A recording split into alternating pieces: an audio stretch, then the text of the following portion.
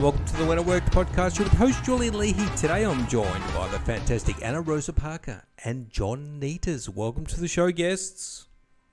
Thank you. Thank you. Just so easy, wasn't it? There was just no stress at all getting set up. All right, we're going to play Jeopardy and then we're going to meet our fantastic guests. Let's load up the board. The categories today are non-potent potables, which I think is drinks, but are non-alcoholic. Number, please. Some little mathematical questions. Prohibition from the 20s when they, or whenever it was, when they banned alcohol. Trade, general trade questions at US cities. On the left, we've got John. You can kick things off, John. What would you like? U.S. cities for 100. US cities for 100. This city's French Quarter encompasses 70 blocks. That would be... Oh my God. Oh my God. No. Yeah. I was just there. You got a all I can mental think is blank. Baton Rouge, and that's not correct. Do you I want lost that one. to have a turn, Anna? Is it New Orleans? Yes. It's New Orleans with a lovely British accent. Anna, where are you from? I'm from Iceland. Oh, you're from Iceland. Oh, sorry. I wasn't even close. How offensive. That's like when people tell me I'm from New Zealand. You're in control, Anna. Okay, so, well, let's try non-potent. Non-potent potables. For 200. 200. Some bottled drinking water may lack this compound important for healthy teeth.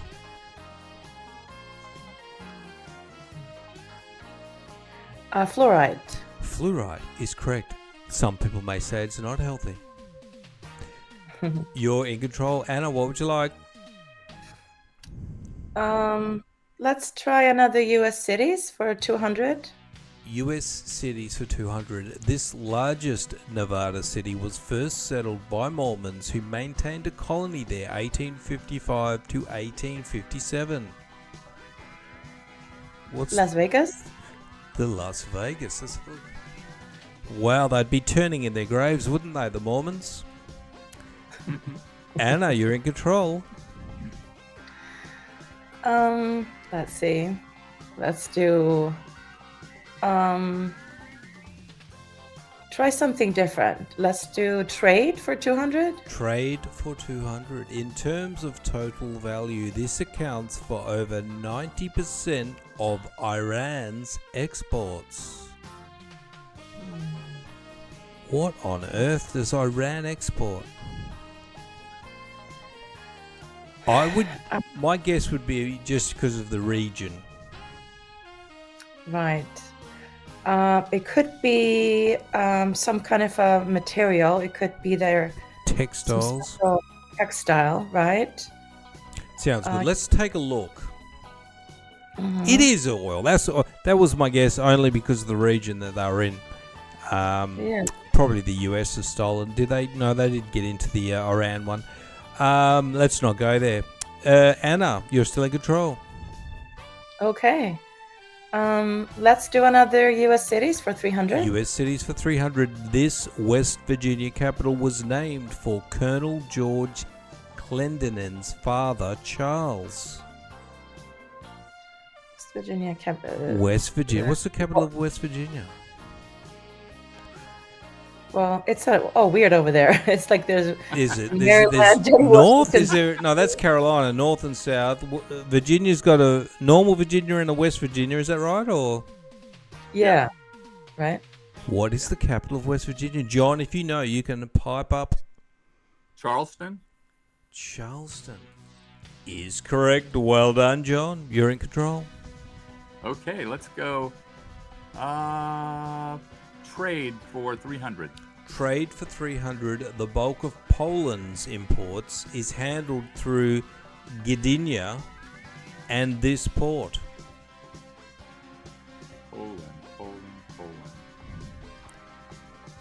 Pretty obscure. Gdansk. Gdansk. Let's take a look. Well done, John. Great work on the geopolitical trade trivia. What would you Hey, like, John?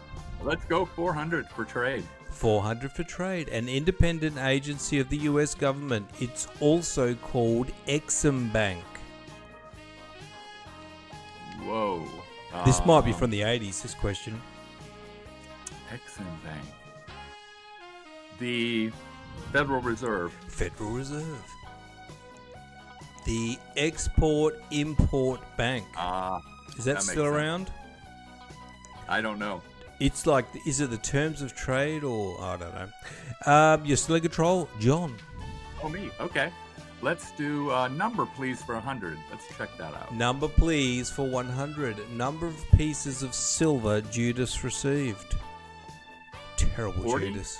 40. It was 30. 30. Judas didn't need 40. He did it for 30. John, you're still in control. Okay. Let's do number, please, 200. Number, please, 200. A novena is a Roman Catholic devotion consisting of prayers said over this many days. If you know Italian, this might help. Yeah, I don't. 14. 14. Anna, do you have any idea? Are you any Italian language or perhaps Sunday school in your history? It's probably No. 9. Okay. Yeah, I guess 7. But 7.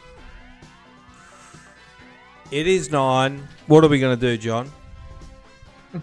We'll go with your original answer. I think that's Yeah, fair. Yeah. You're still in control, though. That's the good news. What would you like? Well, let's get into the fun stuff. Let's do prohibition for 100. Prohibition 100. Elliot Ness formed the Untouchables to rid this city of Al Capone. Chicago. Chicago. Absolutely, yes. Well done, John. Good movie, The Untouchables. Let's go for 200. 200. In Prohibition. Prohibition. Illicit drinking establishments got this name because they invited quiet discussion. Speakeasies. Speakeasy. Well done, John. You're on a tear. This is your category. Let's go. Yeah, right? A little scary. Prohibition for 300. Prohibition for 300. As the 1932 Democratic candidate for president, he promised to end prohibition. Bring on the booze. Franklin Roosevelt. Oh, yeah. Bet he was Irish, too. Well done. I can only say that because I've got an Irish name. Sorry, Irish viewers. Let's go prohibition for 400. Prohibition 400. When the US went dry, the owner of this Lynchburg distillery became a mule trader. Jack Daniels. Wow. You've been reading the back of a Jack Daniels bottle, have you, John? A couple of times. What would you like? Let's do prohibition for 500. That's Prohibition, my category. the last one. Bishop James Cannon was a prominent leader of this organization, the ASL.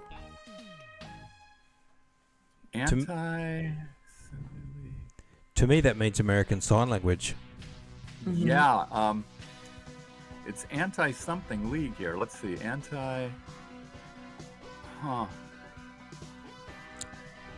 Anti-sobriety league. That's not it. Anti-Sobriety League. I like that. Anti-Saloon League. Yeah, Okay. he was anti-fun. John, what would you like? Let's do U.S. cities for 400. US cities 400. The pier, which juts almost half mile into Tampa Bay, is the center of this city's tourist life. Tampa? St. Petersburg. Okay. That was too easy. Thought that was near Moscow. John. Oh. Well, let's do non-potent potables for 100. Non-potent potables. If you know it, Anna, just jump in. Thomas Welch invented this drink in 1869 as an alternative to wine. Welch's grape juice. Welch's grape juice. Never heard of it. Well done, John. Non-potent potables for 300. So that was a non-alcoholic drink? Yep. Oh, gotcha. So I was right in the description. The milk substitute derived from these legumes is also curdled to make tofu. Sorry. Soybeans. Oh, Anna, I think you just snuck in there. Yeah, she did. You got it. Well done, Anna. I didn't know I was allowed to. Okay, now Some I'm points on. for Iceland. Well, let's take U.S. cities for 500. US cities for 500. The name of this New York City may be derived from a mispronunciation of Beau Fleuve or Beautiful River. Name of this New York City. Beau Fleuve. Beau Fleuve. New York This City. is quite embarrassing. I live in New York City. Well, it's pretty obscure. New York. City. I gotcha. Up north. I'm guessing. Buffalo. Yeah, it's got to be Buffalo. Oh, is it? Home of the Bills. You got it, John? Okay. Oh, it was Buffalo. Okay. Let's do trade for 100. Trade for 100. This fruit accounts for 1/3 of Honduras exports. Central America. What was that? Bananas? Bananas. Is correct. Well done. Do they call them something else like plantains? Or maybe that's a different type of banana. I don't know. It's a little different plant. Yeah. Trade for 500. Trade for 500. Italy's center of international commerce is this capital of Lombardy. Rome. Anna, do you have any idea with the international trade? Think about high fashion. Milan. Is correct. Well done. Yeah, and good roll. extra points for the Italian version of that. Anna, what would you like? Non-potent. Whatever. For 400. This liquid produced when curds separates from milk was once considered a refreshing drink. Ew. This liquid produced when curd separate from the milk. I got to tell you, what about what was It's the not buttermilk, but What- it's what did Goldilocks put on her porridge? Was it Goldilocks or was it little something something Tuffet or eating her something and porridge. something? Curds and whey. Yeah. oh, it's whey. I Curds don't and whey. know. I'm just absolutely pulling Yeah, things. this is it's just gross. Also, It is whey. I'm going to give it to you, John. yeah, I'm not much of a dairy person. No, well, Non-potent potables for the big 500. 500. This soft drink was first sold in 1929 as bib label lithiated lemon lime soda. 7-Up. I can see why they changed the name, John. You got it. Well done. Bit of a mouthful. We Let's got go for 300. Number, please. Number, please. 300. Hindsight of a Monday morning quarterback. Football. How are these number, please questions? Yeah, this is Yeah. sports Oh, talk. here we go. Hindsight of a Monday morning quarterback. Hindsight is 2020. That's what they Oh, want. gotcha. Yeah, gotcha. It is That's number. better. 400, shall we do? Yep. There are currently this many men on the US Supreme Court. Lots. 6. 7, Nine. apparently. You're probably right, because these questions are not exactly current. Last question. It's the radioactive isotope of strontium from atomic fallout, sometimes found in food. Not good to know. Radioactive iodine. It's whatever is in tuna, like It's metal. Oh, no. It's the number. We need a number. A number, of course. It's on the screen. I don't know how good your eyes are. If they're like mine, you won't be able to see it. No, Yeah, I can't yeah. see it. It's 90. Isotope 90. That's it. That's a round of applause for our guests. Do a score check. 3,200 for John. 1,300 for Anna from New York via Iceland. All right, John, you're on the left. Let's have a chat to you. Now, you are into Chinese medicine, is that correct? I do a combination of Chinese medicine with functional medicine. So that combination. So we get to look at it from both sides. What's functional medicine? Functional medicine, a group of doctors and PhDs got together several decades ago and said, you know, these values that we're seeing as, quote, normal lab values or, you know, the ranges, they realized were very inaccurate. So they set out to study about 10,000 patients and determined what range in terms of lab values did people need to be in to stay healthy and live a long life. And so they started using those values. My associate Catherine and I wrote a book last year called The Sweet Spot, where we actually put the research in showing the curves. Almost everything is a U-shaped curve. And if it's too low or too high, your chances of dying are much higher. And it's quite shocking when you see the values that are being used currently by medical doctors. They're so far off. So it would be considered a type of natural medicine or alternative medicine, would you say? Correct. Okay. Much more oriented toward lifestyle. Got you. And what are some of the benefits to you that approach over conventional medicine you were talking about? Do you want to elaborate on that? Yeah, the thing is, everything has its place, and I consider Western medicine, standard Western medicine, great for heroic things. If you need a knee replacement, if you're in an auto accident, if you have a stroke, well, don't come to me. But if you want to be healthy and live a long life, your doctor's not going to be much help, honestly. They just don't have the time, and it's just not what they do. I'm glad you said that, because sometimes we get fanatics on either side of the spectrum, and I think it's a pretty fair position to take, saying that everything has its place. And I saw you talk about dementia. I don't know why, but I have like an irrational fear of that.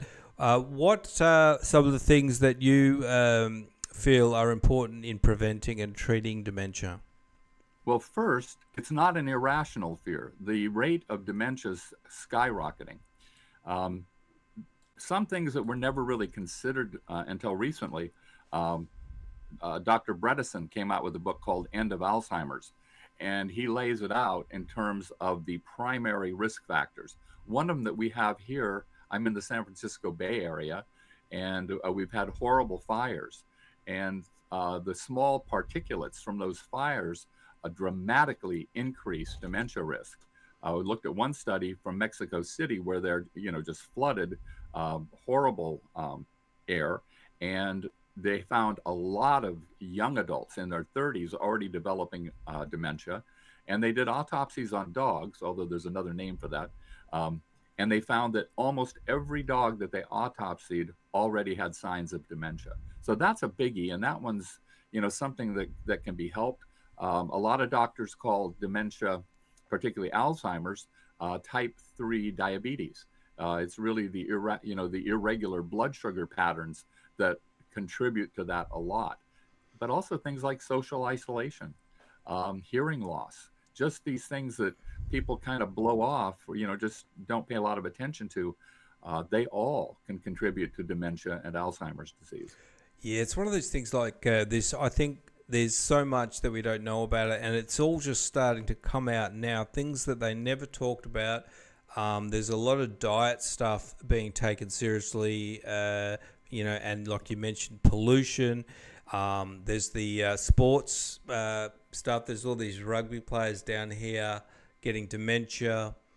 and they're getting violent because they've been knocked in the head. And we never used to know about this, and yeah, so it's definitely a huge topic at the moment, and it's just pretty shocking how little we know, and it's worth looking at some of these things as well, because medicine doesn't seem to know much about it. So yes, and tell us about your book. Never ever give up. Never, ever, ever give up. That's the working title. So, you know, I've been doing the medicine for a very long time, and unfortunately, I forgot to take care of myself.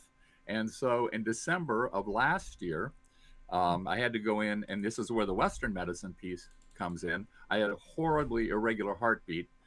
It was beyond atrial fibrillation. So I went in and had a procedure done, and then the next day ended up in the hospital with pneumonia and congestive heart failure, which is not good for a 72-year-old guy.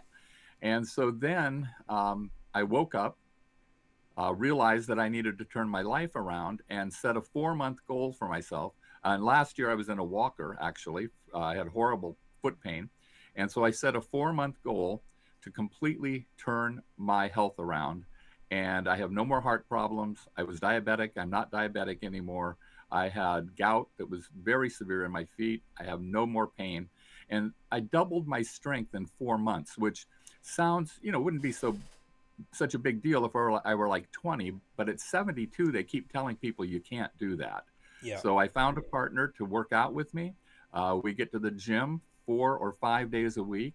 And it's really, the book is about giving people hope and not giving up. It's really, until you die, it's never too late to turn it around. It's awesome. My dad is 80, and he has, for the last 2 years, he's got this gym set up, and he went and got me, and he showed me what he's doing, and he thought I was going to laugh at him because he was just doing these light weights, and it was just awesome.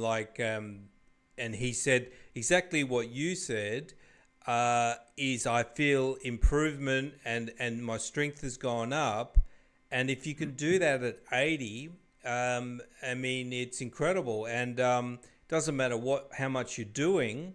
And he just feels so good about it. And he really made me quite, I should actually start doing something, because it made me feel bad about my own lack of activity. But so that's awesome. Physical exercise. And so what did you do? Did you clamp down on the diet, or did you exercise? How did you? I have the benefit of having taught a lot of these things for quite a few years. So I knew where to turn to. First, I went to my doctor, and there's a medication that is rarely used for the problem that I had with my feet. I convinced him to let me have that Western medication. Now, I could control it with herbs, but I would be taking herbs all day. And now I can take one tiny little pill that's a few dollars a month, and I have no foot pain anymore. And so I did that. I really started working on my gut, on my microbiome, and looking, every week there's a new study coming out, or probably every day, about the importance of the microbiome, how it controls everything. It controls attitude. It's important for dementia. It controls mood. If they take a fecal transplant from a thin person and put it into an overweight person, that person loses weight. So I really started working on my microbiome. So on Sundays, I make 3 quarts of one pea soup, usually split pea soup, and then 3 quarts of something else. And this week it was chili with a couple of different kinds of beans, and very inexpensive, about $100 a month. And those feed my microbiome like crazy. So my mood's better, my attitude's better, I sleep better. And then the workout, getting into the gym. And I don't go for a long time. It's like 20 minutes is really all it takes, maybe 4 times a week. Oh, yeah, that's plenty. And so is that all you're eating, John? No, I still eat. I do the cooking. And so in the late morning, I'll have one of my soups. Sometimes it's a rice congee. After work, and I get off fairly early, like around 2 o'clock, I'll have a bowl of soup. And then when my son and my wife are ready, then I'll make dinner and I'll eat with them. I don't eat a lot with them, but I'm cooking really healthy stuff, even, for all of us. Oh, that's good. Yeah, you could definitely make some great changes with the diet. I think having a routine like you've got is what I need to do, and the way to do it is to get into that routine where you've got something. That's awesome, John, and check out John's book. So, how are you sort of talking to your clients? Are you do they come and see you, or do you do stuff online with them? I do both. I see a lot of patients in my office. We have a pretty thriving practice, 6 acupuncturists. 4 of them are on the sports side because my wife is the acupuncturist for the 49ers football team and St. Mary's rugby team, which is a great rugby team. And then we have 2 of us that do functional medicine and acupuncture. So they can come in and see me, but I also do telehealth. If people are outside of California, I can't treat them as a medical professional, but I do health coaching. I go through their labs, talk to them about ways to change their life. I also do small business consulting for health practices. I've been doing coaching, consulting for many decades. So does your wife? Sorry, I'm a bit of an NFL fan. My ears picked up then. Does your wife? Was it the 49ers? Yeah. And does she Yes. does she go into the stadium or does she see them in the practice?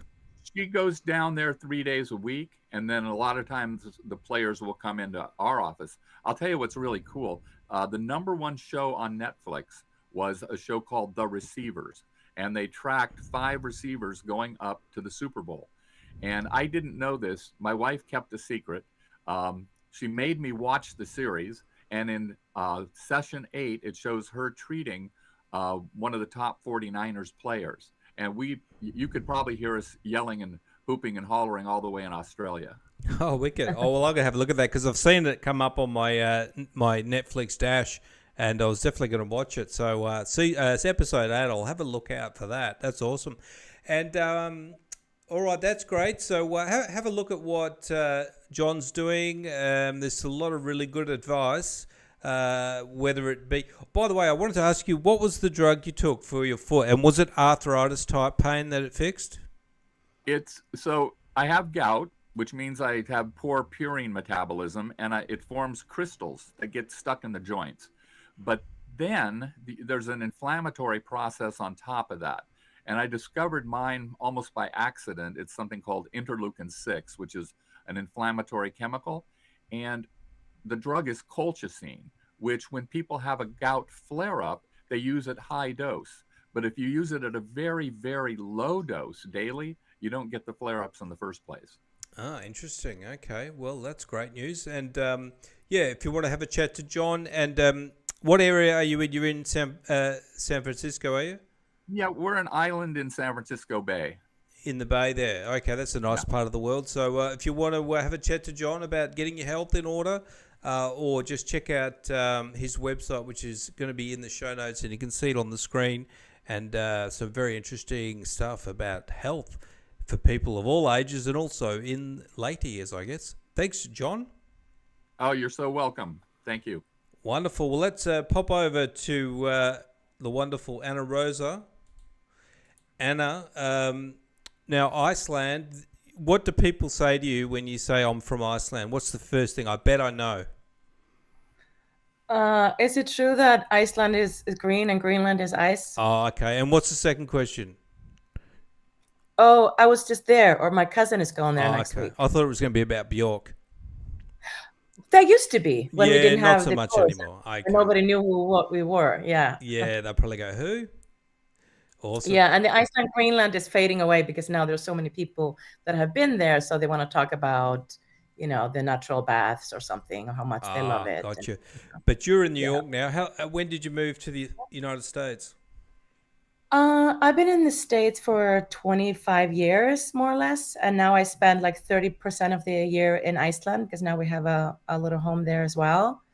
And New York City, I've been here for 13 years. Yeah. What's it like living in New York City? Exciting?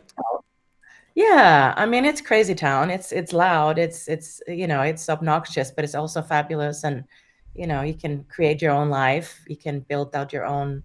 There are a lot of opportunities here, and it's Yeah. it's very vibrant. The opportunities are endless. There's whatever field you're in, there's somebody doing it at a high level. And like what Frank Sinatra used to say, if you can make it there, you can make it anywhere. And tell us about the evoke method. Yes, thank you. Like John, in a way, like functional medicine, I wanted to find a way to live proactively versus reactively. And I came from marketing, and from marketing, I went into coaching, but I designed my own method for people to really understand who they are. But I started to come across is that people don't know who they are. They've sort of taken off their own identity of things that are occurred to them in life, and they sort of carry that, and they might not be aware of what they want to do anymore. So who they are and what they want is gets a little bit lost. Yeah, So evoke, absolutely. yeah. So evoke is means awakening. It's also an acronym for earth, values, objectives, knowledge, and essence. So I take my clients through several questions in each category to start to it's like taking a self inventory. So it's a transformational method through self discovery. Do you find that And you are dealing with people when mostly they've had a really big challenge or disruption in their life? it's either that or they are on crossroads. I get a lot, when people, they're not sure of what their next chapter is, or they're in a job that they don't enjoy anymore, and or they might be still pursuing a goal that they were sent to them or put on them by their parents, which is sort of a keep going in life without doing that um, inventory. So it's really that self discovery. And then there's a second part, and I came from the theater, so I draw some inspiration, also from that. So second part of evoke is we map out your next project or chapter via storyboard. So it's like there's a antagonist, and then what are the skills to overcome the antagonist, because we get in our own way all the time. So Yes. understand how we do it is very helpful. Yeah, I like that idea. If people have done any writing and using that type of framework to frame your life, would that be a fair representation of what you're talking about? Yeah, absolutely. And it's I started this with um creatives and artists in the pandemic, because my job evaporated when the pandemic hit. I was in marketing with luxury hotels, so I had to Goodness reinvent me. myself also. And so I started working with artists, and now I have a couple of different versions of it. So I also train teams in businesses and corporations or organizations, and then individuals, and from all, really, it's creative and it's also entrepreneurs.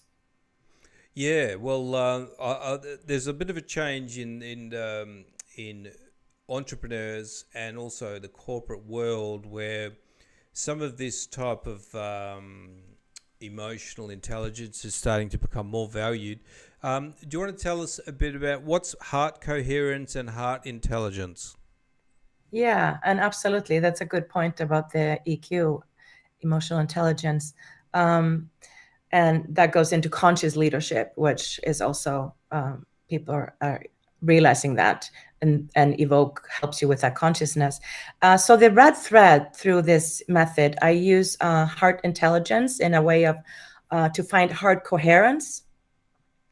So the heart is much more than a muscle that pumps blood.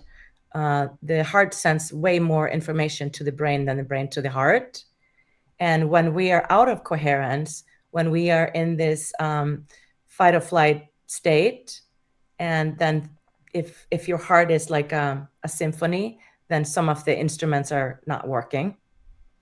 So to get into coherence, there's an exercise you can do. It's called, I studied with HeartMath Institute. They have a massive, very impressive research of over 30 years behind them. And there is a technique, excuse me, um, Okay. A little throat situation. We'll edit that out. We won't. Okay. It's live. Oh, I didn't know we were live. Nah, it's all good. I've done that many times. Okay. Pardon me. Okay, so If I was a good interview, I'd be able to mute that, but I can't find the button. okay. All right. Let it all out. Okay, I have a little I'll put some music on. There we go. okay. And we Okay. were where were we? Took over a little bit. A Fantastic Institute. Yes. Yes. So I'm a certified mentor from the Hard Math Institute, and they have it's an exercise that everybody can do. It's called quick coherence. And you basically, if you just, we can do it right now, start to focus on the heart and the chest area. And you start to breathe in deeper and slower than usual. And you find stillness in your heart. And you keep the breathing going. Well, I'll sort of my throat. And you keep breathe. And then you find a sense of love, or you can think of a loved one, a pet, nature, to find that stillness and love in your heart. And that would help your heart to be coherent. So you're basically balancing, aligning your nervous system as well. That's when we can access our creativity and our intuition. But we shouldn't be making decisions when we are in a stressed mode, in that fight or flight state, which people do a lot all the time. Yeah, It's that's like a basically meditation. Elements of meditation is what you're talking about, which if anybody's done it, it's very powerful. And if you ever get into a state, I guess what you're talking about, where things are out of alignment and you are feeling like you're a hamster in the wheel and you're stressed out, meditation is fantastic. Would you say that it's similar to meditation, this part of what you're talking about? It is in a way, but you only need 3 minutes to do this. So I do this, I live in New York City. I do this on the subway just to align myself. That would to be a not be in that- challenge. Difficulty level of 10 on the Yeah, subway. but you can. Yeah. Yeah. I mean, so really, it's just to kind of find realign yourself. And when you are like also in heart coherence, your creativity is different. You have access to infinite, intelligence in a way, but it's sort of when people are very stressed, they're not thinking about, obviously not coherence, but people tend to sort of look at what the next person is doing. There's a lot of comparison in the world. There are a lot of glossy images. People are not, proactively creating. Yeah. They're just grabbing ideas here and there. The creativity, it just shuts down if you're in that state. And if you're not being creative, you're just not seeing everything clearly. And so it's definitely something that needs practice. That's awesome. And how do you work with people, Anna?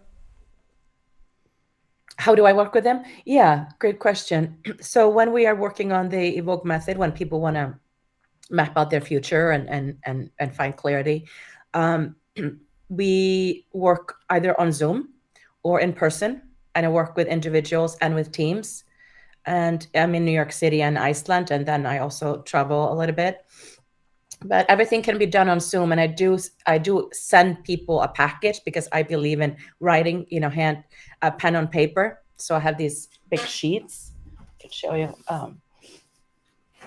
just for an example. So we go through like all these questions, and we can do that on Zoom. But I will mail this to you and some cool colored pencils. So there's like certain creativity in it. And when I do show up at some businesses, they don't expect that. They don't expect anyone to talk about the heart or bring colored pencils. But I think this kind of work can be fun, and it should be fun, like your show. Yeah, absolutely. I love all that type of stuff when you're in a, say, a corporate job or a sales job or things that I've I've known. And when you do something that is tapping into those other parts of the brain, it's like it is so fun and a relief, and everyone has a great experience, and you can learn a great deal. I like how you're sending something out in the mail as well, because I would definitely pay attention to it and take it more seriously if I got a little package in the mail. Yeah. It's a good point of difference. Well, that's wonderful. That's the Evoke method with Anna. If you want to check out what Anna's doing, you can do it all remotely. Do you see people in New York where you go and see some of these clients that you've got personally, I would imagine? Yeah, I see people personally, and I also lecture, a guest lecturer at New York University. So that's when I talk to a bunch of people, and it's really fun to see that, young people really are into understanding who they are and what they want. And I always say, like, if you know who you are, if you know your backstory, accepted, you know who you are, and if you know who you are, you can make decisions, and then so on. But yes, I work with groups or individuals in New York City. Cool. And And what faculty do you lecture with as a guest at NYU? Pardon me, what do I? What faculty, what students are they that you lecture sometimes? Yeah, they are they're in Tisch School of the Arts. So they're either production and design students, or they are actors, directors. They're on the creative side. Oh, there'll be a lot of big names coming out of NYU in that area, I'd imagine, going out to Broadway and such. Mhm. Wonderful. Well, thank you very much for sharing that, Anna Rosa Parker. And if I might just add, if people want to try, I'm giving away like a little guide. So if people want to do it for fun, they can download it. Yeah, so you have my website up there. They can just hop on there and download it for free. Yes, do that. Have a look on Anna's website, which is annarosaparker.com. It's in the show notes. Thank you very much, Anna. Thank you. And the rest of our wonderful guests, John as well. Thanks, John and Anna. Thanks for everyone for listening and watching. I'm going to wrap things up. See you next time.